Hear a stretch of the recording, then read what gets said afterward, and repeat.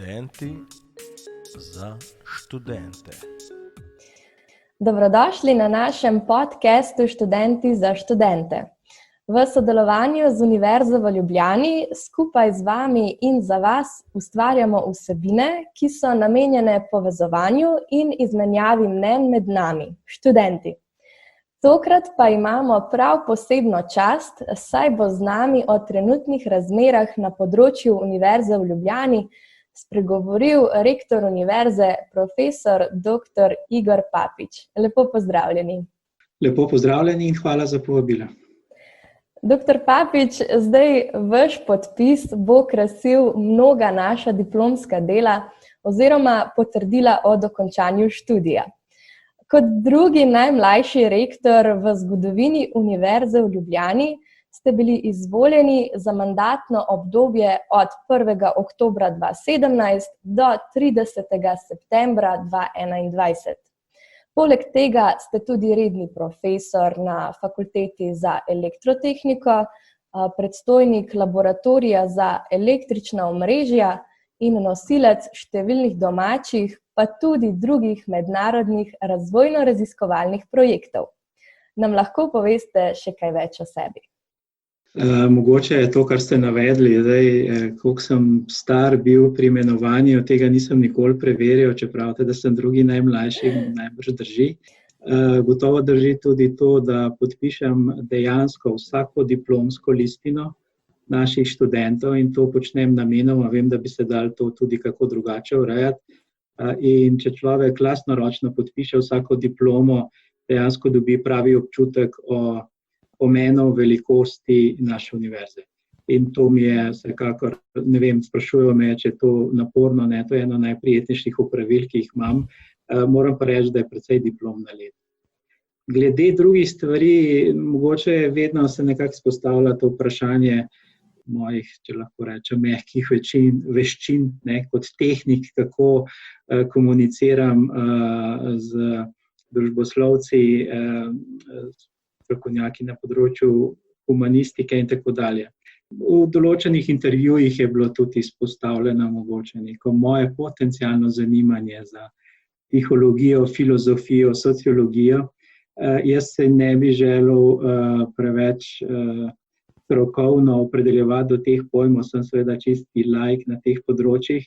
Imam pa mogoče neki intuitivni pristop do reševanja težav. Jaz vedno, še posebej pri razgovoru z ljudmi, želim poslušati, zato ker želim razumeti težavo, ki ima nekdo, in seveda, če se znaš postaviti v kožo drugega, potem lahko bolj učinkovito rešuješ potencialne težave. Isto velja za kakršenkoli sistemski problem. Če ga jaz osebno ne razumem, bom težko poiskal učinkovito rešitev. Ja, krasno. Zdaj poslanstvo rektorja univerze zahteva tako razgledanost, prilagodljivost in sodelovanje z vsemi članicami Univerze v Ljubljani, kar seveda potem omogoča njeno rast in odlično delovanje. Zdaj, sami ste strokovnjak tehnične stroke, pa vendar vaše delo, kot ste tudi že prej omenili, zahteva tudi razumevanje družboslovnih vprašanj. Kaj pa ste si ob začetku svojega mandata zadali kot nek glavni cilj? Mogoče, če komentiram to povezavo naravoslovja tehnike na eni strani in pa družboslovja humanistike na drugi strani. Vsekakor drži, da se lahko vsak drži svojega področja, ampak kot tudi človek, ki ima precej praktičnih izkušenj pri iskanju določenih tehniških rešitev ali pa sistemskih rešitev, je dejstvo, da bližje, ko prihajamo do nekega končnega produkta ali pa končne storitve, več različnih področij je treba vključevati, kar pomeni, jaz mislim, da to velja predvsem tudi za univerzo, da učinkoviti smo predvsem takrat, kadar se povezujemo. Vsako področje je pomembno in seveda, če iščemo neke globalne rešitve, ni to področje, kjer samo ena stroka diktira, če lahko rečem, tempo, ampak moramo te rešitve poiskati skupaj. Če me pa sprašujete glede teh ciljev na začetku kariere, mogoče je zdaj že nekaj let minilo tistega turobnega obdobja ekonomske krize, ko smo nekako išli, to je bilo leta 2017. Čeprav, bodimo iskreni, po uspešnem zdravstvenem odpravljanju te krize lahko pričakujemo podobne gospodarske težave v naslednjem letu. Se pravi, leta 2017 smo nekako išli iz teh hudih finančnih težav, kjer so članice se spraševale tudi o tem, kako bojo zagotovile plače za zaposlene, se pravi, tisto najhujše je bilo mimo. In seveda bilo je neko pozitivno vzdušje, pojavlja se pa vprašanje, kaj bomo zdaj oziroma kako bomo zdaj zagnali ta razvoj univerze. To je bil dober trenutek glede tega optimizma po eni strani, po drugi strani pa bodimo realni, finančna situacija tudi danes ni bistveno boljša, predvsem če govorimo o nekih razvojnih nalogah, predvsem investicijah v nove stavbe in tako naprej, je pa več ali manj tako, kot je bilo pred nekaj leti. In takrat sem že seveda postavil vprašanje, kako lahko zaženemo oziroma začnemo z nekim novim razvojnim ciklom, če imamo praktično enake materialne pogoje, kot smo jih imeli prej. Jaz sem takrat postavil željo, tezo, da bi dajali priložnost predvsem mlajši generaciji, srednji mlajši generaciji, ki ima več te ambicije po novih stvareh, seveda je pa naloga naš, nekoliko starejših, da jim zagotovimo ustrezne. Se pravi, omejeni materialni pogoji in pa seveda želja, da v tem okvirju kljub temu naredimo to univerzo še boljše. To je bilo takrat izhodišče. Zdaj, če me sprašujete, koliko sem uspešen do tega trenutka, jaz mislim, da bo o tem presojali drugi. V končni fazi se tudi volitve počasi približujejo, tako da bo precej priložnosti. Ja, lansko leto je Ljubljanska univerza tudi praznovala stoletnico obstoja, ob kateri ste tudi aktivno sodelovali. Zdaj letos pa je njeno normalno delovanje, tako kot tudi druga področja našega življenja, zaustavila pandemija koronavirusa. Zdaj Univerza v Ljubljani je bila med prvimi, ki je konkretno ukrepala in pozvala k zajezitvi širjenja virusa. Zdaj, kako se je pravzaprav začelo sprejemanje ukrepov? Kakšne so bile vaše prve reakcije in na kakšen način se je vaše delovanje od takrat pravzaprav spremenilo? Drži, da smo bili najbrž med prvimi v državi, ki smo začeli opozarjati na to, kar se je tudi dejansko potem zgodilo. Relativno hitro smo na Univerzi v Ljubljani ustanovili posebno strokovno skupino, ki jo še danes vodi dekan medicinske fakultete, profesor Švab, in tudi dekan zdravstvene fakultete, kolega Starc. Takrat smo vzpostavili to strokovno skupino. Seveda v tej skupini so epidemiologi, infektologi, drugi strokovnjaki in nekateri seveda tudi povezani z Nacionalnim inštitutom za javno zdravje. Dejansko je nekako strokovna skupina začela usmerjati dogajanje tudi na nivoju celotne države. Seveda je bilo potem to prevzeto od strani vlade, da se je to odvijalo naprej, smo bili pa mogoče tisti, ki smo začeli opozarjati, da smo šli bolj resno v te ukrepe in seveda potem smo v celotnem tem času, v obdobju 2 mesecev, dejansko sproti obveščali vse naše zaposlene, študente o teh sklepih oziroma priporočilih, ki jih je pripravljala ta skupina. Na ta način so ljudje nekako bili bolj pomirjeni, so vedeli, kaj se dogaja, napovedovali smo tudi vnaprej določene ukrepe.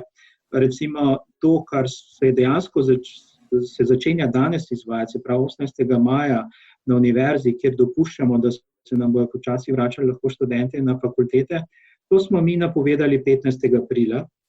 Ne seveda s tem, da bi takrat rekli, da se bo to zgodilo, ampak predvsem, da se članice pripravijo na to obdobje. Ne glede na to, da dejansko danes lahko rečemo, odpiramo fakultete za študente, smo še zelo daleč od nekega normalnega stanja. To, da danes odpiramo fakultete, pomeni samo za tiste, da to počnemo samo za tiste nujne primere pedagoškega dela, ki jih ne moremo ali jih pa zelo težko učinkovito izvajamo nadaljavo. Priporočilo je, da še naprej izvajamo predavanja do konca tega semestra, kot vemo, se to zaključuje konec meseca, začetku junija. Se pravi, ne želimo izpostavljati študentom nikjer, kjer to res ni nujno potrebno. Če lahko speljemo predavanje do konca, bomo seveda to peljali nadaljavo. Želimo pa čim prej omogočati izvedbo recimo laboratorijskih vaj, kliničnih praks, vseh tistih stvari, ki jih pa dejansko praktično ne moramo ali pa zelo težko izvajamo nadaljavo. Tudi izvedba pisnih izpitov, še posebej, če gre za večje skupine, bo zdaj možna z sprostitvijo teh ukrepov in pa jaz iskreno upam, da zdaj na ta način zagotavljamo, da bomo uspešno speljali ta semester do konca. Že prej smo delali določene ocene v smislu, kakšen obseg pedagoškega dela se dejansko izvaja in ocena pred tedni je bila, da dejansko okoli 85% naših dejavnosti več ali manj poteka normalno. To pravi, gre za te predavanja na daljavo, tudi številne zagovore diplom smo izvajali na daljavo. Moram reči, da tudi številne sestanke danes izvajamo na daljavo, tudi senate univerze. In kljub veliki skepsi na začetku, na presenečenje mnogih, ampak dejansko marsikaj deluje, seveda se pa vsi zavedamo, da brez direktnih fizičnih stikov med ljudmi to ne more. Oziroma ne bilo dobro, če bi nadaljevali v istem obsegu naprej. Sem pa prepričan, da bo marsikaj ostalo po dobro. Ja, tako, super. Marsikaj se je v bistvu spremenilo. Kot ste rekli, neke stvari tudi na dobro, pa vseeno ta virtualni stik ne more seveda nadomestiti tiste fizične bližine.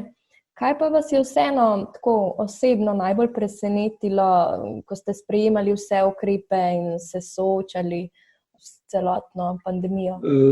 Jaz sem bil dejansko presenečen, ampak pozitivno presenečen, da so članice, profesori seveda relativno brez velikih težav preklopili na ta drug način pedagoškega dela in pred časom sem se mogoče malo hecal, že 3. leto poteka en večji projekt na univerzi z delovnim naslovom Digitalna UL, seveda obsega tehnični del in pa didaktični del. In kolegom, ki vodijo ta projekt, sem rekel, da smo v teh 2 mesecih gotovo naredili najbrž večji preskok pri dojemanju digitalne univerze, kot pa prej v 2-3 letih. Se pravi, gre za to, da tehnična sredstva so bila že prej na voljo, ampak manjkal nam je pa ta sociološki moment, se pravi, da smo prepričali ljudi, da seveda v končni fazi sploh nismo imeli izbire, da smo bili vsi porinjeni v ta način dela. Še enkrat poudarjam, ni vse odlično, daleč od tega, je pa bistveno bolje, kot si je marsikdo predstavljal. Tako da so v bistvu kar stvari dosti zalaufale. Ja, jaz, kot rečeno, to je bilo pa res pozitivno presenečenje. In govorim tudi o članicah, mogoče na fakulteti za elektrotehniko, za računalništvo, to nekaj samoumevnega, ampak tudi praktično vse ostale članice niso imele takih velikih težav samo tehnikov, bolj gre za vprašanje, kako recimo na področju umetnosti lahko nekaj počneš nadaljavo, na področju glasbe. Največ danes sem se s prodekanom pogovarjal, če ni kakovostnega zvoka, je težko spremljati nadaljavo, kakšne koli aktivnosti na področju glasbe in so specifike, tudi področje športa, tako naprej. Ampak globalno je pa, recimo, če je bila alternativa, da dejansko vse skupaj stoji, da bi 2 meseca bili sicer doma, pa se ne bi nič dogajalo, je ta rešitev neprimerno boljša, se pravi, da smo kljub temu praktično rešili naš semester. Torej, v bistvu vidite kar precej prednosti, ki jih je, ali pa jih mogoče tudi bo nekako prinesla ta situacija. Ja, eno so seveda predavanja, pedagoško delo, seveda je težko, ne bomo nikoli nadomestili laboratorijskega dela z delom nadaljavo. Bi pa omenil še tale administrativni del, recimo sestanki. Jaz, če danes opazujem, pa imam praktično vsak dan neke mitinge, video povezave, bi rekel, da smo celo bolj učinkoviti kot prej. Dejansko, če jaz zaključim to srečanje danes, lahko čez 2 minuti se preklopim na drug sestanek. Prej smo veliko hodili, se premikali na druge lokacije. Zdaj znotraj Ljubljane je to še nekako sprejemljivo. Mi je pa zanimivo, ker sem se udeležil tudi mednarodnih dogodkov. Recimo, če je nek dogodek nekega univerzitetnega združenja, je to pomenilo, da si mogel potovati kebi tam en dan, pa pol. Dejansko skoraj 3 dni je trajalo za en sestanek, je trajal 2-3 ure. Ne? In to danes zelo učinkovito naredimo od doma. Hočem reči, da ponovno ne bomo nadomestili vseh fizičnih srečanj, ker tudi ne bilo to dobro. Jaz ponovadi pri odpiranju raznih konferenc vedno poudarjam, da so najpomembnejši deli strokovnih srečanj odmori za kavo. Se pravi, neformalno druženje je ključnega pomena. Ne? Pri takih rutinskih stvarih, moram, jaz leteti v Bruselj na en sestanek, ko gre cel dan prej, ko smo imeli dobre letalske povezave, da ne govorimo o situaciji, ki imamo danes, ki dejansko lahko tudi to traja 2-3 dni. Ne? Sem pa prepričan, da se da take sestanke na ta način organizirati in ne gre samo za učinkovito izrabo našega časa, gre za prihranke pri porabi goriva, pri porabi energije in tako dalje. Tako da jaz še enkrat napovedujem, da marsikatere dobre prakse bomo ohranili, ne moramo pa v celoti nadomestiti tega, kar smo imeli prej. Se pravi, jaz pričakujem neko kombinacijo dobrih praks tega delovanja na daljavo in pa seveda pristnih človeških kontaktov. Super, pa predvsem odmorov za kavo, a ne? Ja, pa ponovadi vsak nasmehne, neformalni razgovori so priložnost. Recimo, če nekoga ne moreš direktno poklicati, pa ga želiš nekaj vprašati, če ga pa pod narekovaj slučajno srečaš na nekem sestanku, se pa lahko naveže taka konverzacija. In to je tako imenovano mreženje, v pozitivnem pomenu besede, na katerega smo navajeni in seveda, če imamo meeting preko Zooma, ko mi rečemo nasvidenje, nekdo izklopi povezavo in je konc. Ja, zdaj tudi sam študij se bo verjetno precej optimiziral po tej pandemiji, pa se bo Univerza v Ljubljani sploh lahko kdaj vrnila na te popolnoma stare tirnice, oziroma kako vi vidite to prihodnost? Ste že omenili, se pravi, da bo nekaj modernizirano, pa kako ste si tudi vi mogoče to predstavljali? Najprej bi opozoril, da mogoče imamo zdaj malo napačno razumevanje, še malo pa bo tako, kot je bilo prej. Če ste pozorni, tudi mladi, predvsem strokovnjaki, veliko govorijo o potencialnem drugem valu. Mi smo se seveda z dekani že začeli pogovarjati, kako bomo začeli naslednji semester, jesenski semester. Če približno vemo, kako bomo tega speljali, seveda upamo, da bomo lahko nadomestili te izpadle aktivnosti, pojavlja se vprašanje, kako jesen. In sicer v primeru, če se ta drugi val ponovi. Ta semester smo dejansko bili prisiljeni v ta način delovanja, ne smemo pa reči, da bomo presenečeni, če se nam bo to zgodilo jeseni, ker je napoved. Se pravi, pojavlja se razmišljanja o nekih takih bolj dolgoročnih spremembah, tudi globalno, če pogledamo, recimo, predvsem tuje univerze, tiste, ki ima veliko tujih študentov iz tujine, najbrž že razmišljajo o tem, a je res potrebna fizična prisotnost študentov na dani lokaciji. In zakaj je to pomembno tudi za našo univerzo, če ne bomo pozorni, kaj se dogaja? Zato, ker marsikdo tudi iz Slovenije lahko reče, če imam jaz možnost študirati na daljavo nekje v tujini, lahko to elegantno počnem od doma. In če ne bomo šli v korak s temi novimi trendi in pa ponujali našim študentom te rešitve, bo lahko to imelo določene posledice za univerzo. In pa še ena zanimiva tema, ki se nam odpira te dni, je, kako bomo speljali Erasmus program izmenjav študentov, recimo jesen.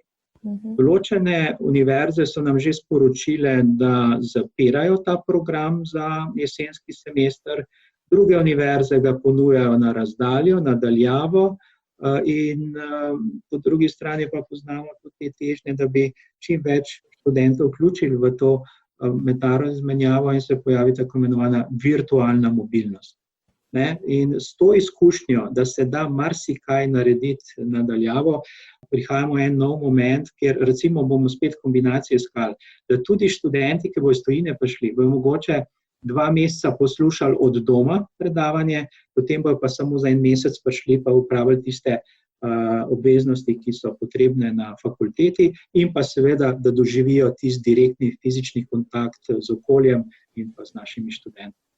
Se pravi, cel kup opcij se odpira, ne vemo pa točno, kako dejansko se bo razvil. Ta izkušnja je pomembna. Univerza v Ljubljani se zaveda tega in bomo tudi pred kratkim smo ustanovili poseben center za digitalno univerzo, kjer bomo morali bolj organizirano pripravljati infrastrukturo za tak način poučevanja. In pa še ena zanimiva teza se postavlja v tem času, ko predvsem v Ljubljani predvsej jokamo, jamramo glede prostorskih stisk.